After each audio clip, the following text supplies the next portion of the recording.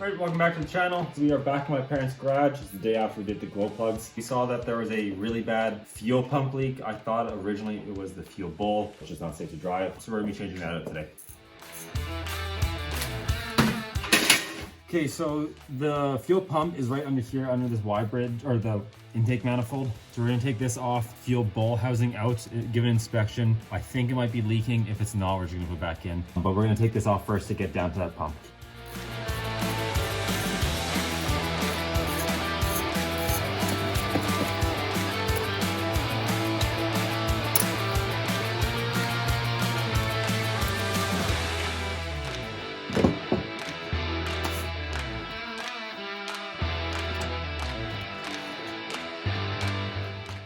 A couple rags.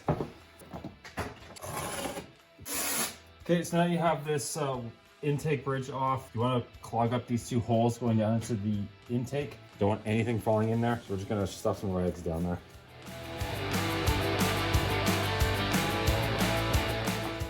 Okay, so as you can see down in here, this blue stuff, that's all the diesel. The valley is quite full, so we're gonna suck that out and go from there. We're also gonna drain the bowl before we take it all out. So we're gonna suck the diesel out of the valley. Starting off, it's just a turkey baster and an empty oil jug.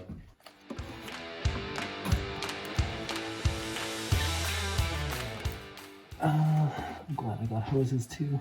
So we're just gonna cut those hoses and replace them. That's tight.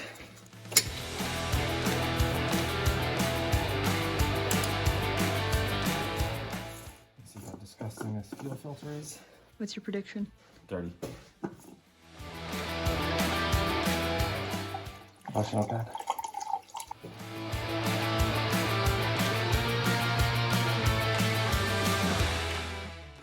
This fuel is not good.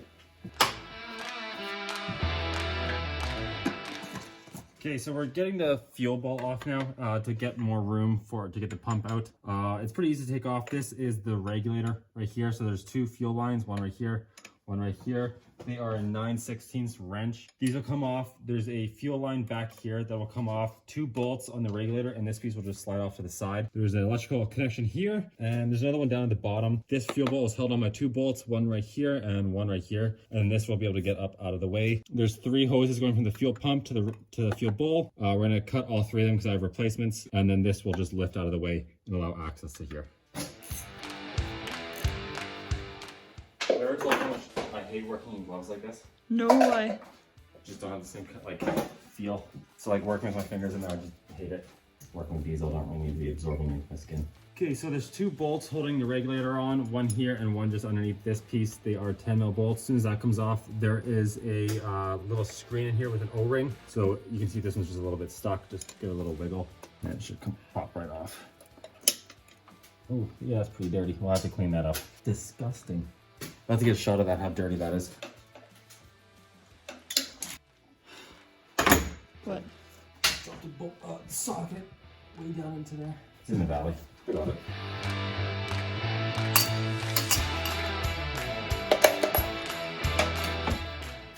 Okay, time to cut those fuel lines.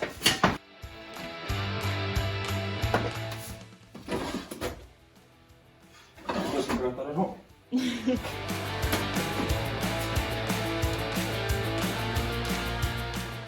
Those are little suckers. Okay, so to finish getting the regulator off, there's this line down here. It's just pressed into the bottom of this regulator. If you just pull up on it gently, it'll come off. Just like that, giving you access to take this out. As soon as you get these two bolts and the three lines, or fuel lines off, it should just pretty quickly pull out here. There are a few wires still hooked up, so you just have to wash those, and we will go from there as soon as it's out. That wasn't even tight. Some of the leak is coming from as well. Ooh, that makes me weak. Oh, it has this cable on it. I really don't want to break it. There we go. Whoop. Just dump diesel fuel all over the motor. Where are you gonna put it? Maybe I should have thought of that before I pulled it out. I don't think it's bad, actually, Leah. No? Ah! It's a nice warm diesel fuel. Where's the jug? Dump it into the jug. Now, the question, which holes are going to come out first? Geez, so it's not that whole. Yeah, it's pretty clean. So yeah, I'm thinking this is probably good. Have to clean it up a bit. Just put that. Okay, so as you can see, it's pretty gross down in there. We're gonna clean this off. The next step, now that I have all three of these off, is there's a big nut back here. This is a banjo bolt with the fuel lines from the back of the motor right back here. And then 2 bolts right here that hold the fuel pump on.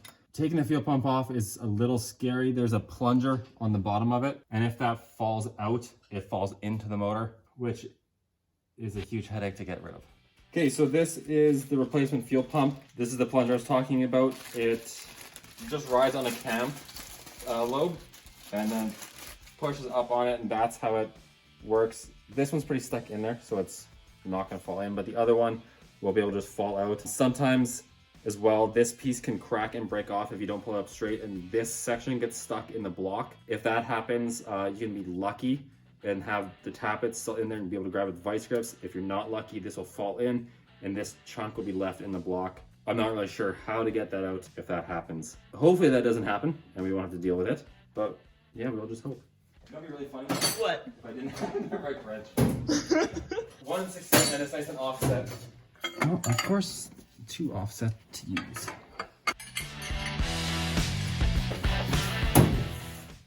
It would have been easy to take the turbo off, but that's just like extra work I don't want to have to do. Man, that must be a big nut. It's huge.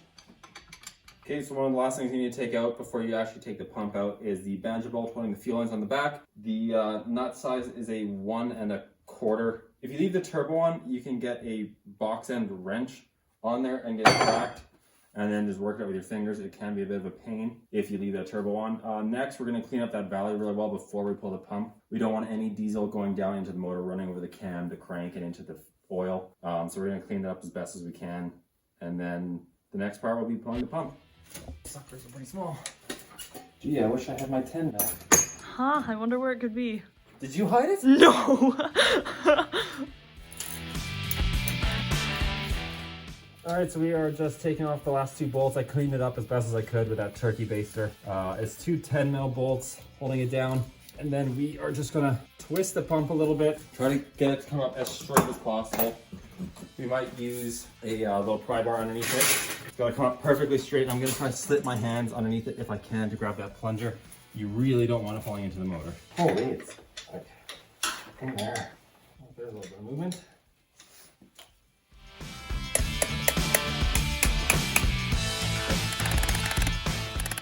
So I was prying on it a little bit at the bottom. The only thing holding it in now is an O-ring. I'm just trying to get it to spin a little bit to loosen up, and it just started letting go, so I'm just giving it a couple gentle taps just to get it to spin a little bit and loosen up a bit. Okay, so here it comes. Yeah, I can feel that the O-ring's still pretty caught in there. Just working it nice and slow. I know it's moving. You have no idea how stressful this is, Leah. Because if it falls in, it's like... I have this little pry bar. It's still not coming. I have a little bit of space between the pump and the block. Just kind of putting this in, giving it a little wiggle. Trying to get it up as slow as possible. Holy crap.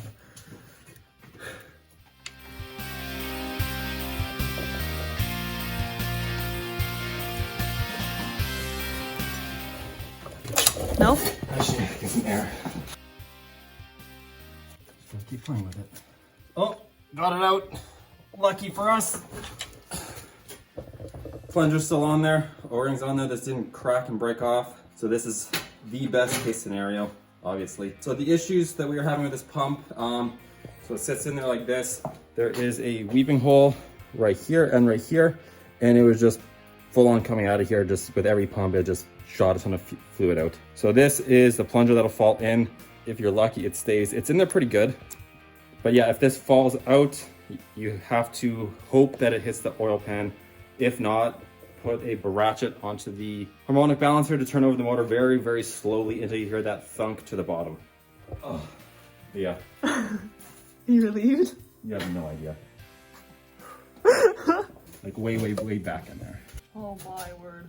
So all of this gunk, all coming from underneath there. You can see the hole there. I'm gonna try to clean this up. I want to get all this out as much as I can, but I'm just gonna get rid of some of this dirt so it doesn't fall down to the motor. Okay, so we are about to install it. I got the top of the motor cleaned off as well as the hole. So to install it, we're just gonna put a little bit of engine oil on the O-ring so it can slip in without binding.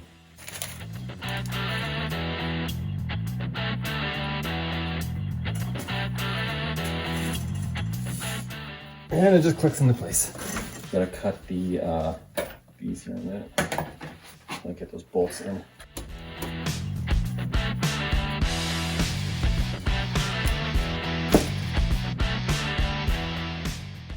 So this is the replacement fuel hose going from the fuel bowl to the pump. The old ones were kind of cracked, and I assumed that we should just change them since we have it out anyways.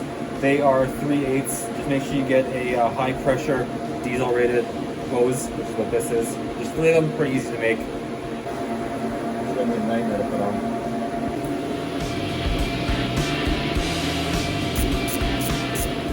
Okay, so what I was talking about earlier on the pressure regulator, there's a screen. You can see how just disgusting mine is. We're gonna clean that off and put a new O-ring on there as well. So this is where that screen goes in. You can see it's just totally plugged. I don't know how fuel is getting through there. Not easily, is my guess. Look at that. Oh, that is so gross. Just crap in our fuel. That is after the filter. Wow. Time to do that stupid bolt. The banjo bolt? Banjo bolt time. In these little hands. You asked me to stick my hands in there? I got my hand in. You're lucky. Because honestly, it would be so much easier with little hands. And yours with the right size. Oh, did I just get it? I think I did.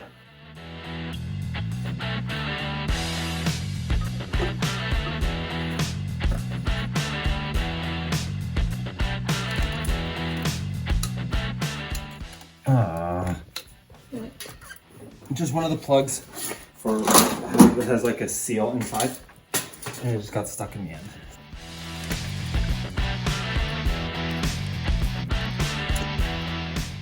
Okay, so I'm just putting the fuel bowl back in. From what I can tell, it wasn't leaking. Cleaned it out a little bit. Our Alberta fuel kind of sucks, and there's some stuff in it. I found the easiest way is to put the lower fuel hose onto the actual fuel bowl before putting it in, and then same with this top one. There's also one back over here that is for the drain. I never use the drain, I just use that turkey baster. This hose will go down to the bottom near the front of the motor. You can drain this off and just like catch something down there, but we didn't do that. That's down here. Make sure to put, there's another connector back here. This is for the fuel pressure regulator, it looks like. That goes in. There's also this for the fuel heater. And then one more connector just right over here that I haven't put in yet. And that's pretty much it. Both these hoses have to go back onto this regulator, and then 2 bolts in as well. Well, I got most of the fuel bowl back together. Just putting the regulator on now, and then we'll be getting pretty close to starting it up. What happened? I just dropped the O-ring under the fuel bowl. We're gonna fish it out. There's a thing that you can get, it has like a twist on it and claws on the end. I don't have pliers like remotely long enough to get down there. Oh, this is nice. It's going so well. Got it. Let's not do that again. Okay, so everything is back together. To fill up that fuel bowl, you can either dump some clean fuel into the top, but we don't have any. So the next best thing you can do is, because it's mechanically ran, the vehicle has to be turning over, just disconnect the 4 clips with the injector harness, and then you can turn it over without the vehicle starting. That's what we're gonna go ahead and do.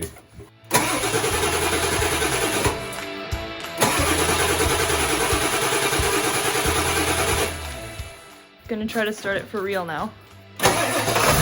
Yes! I love that sound! Okay, so after it started up, I shut it off because it was sounding kind of fuel knocky and it wouldn't start again. So I figured there must be air in the system. I kept cranking, it wouldn't start. And then looking on the fuel pressure regulator, there's actually like it looks like a tire stem, and that bleeds air out. So I've been pressing on it.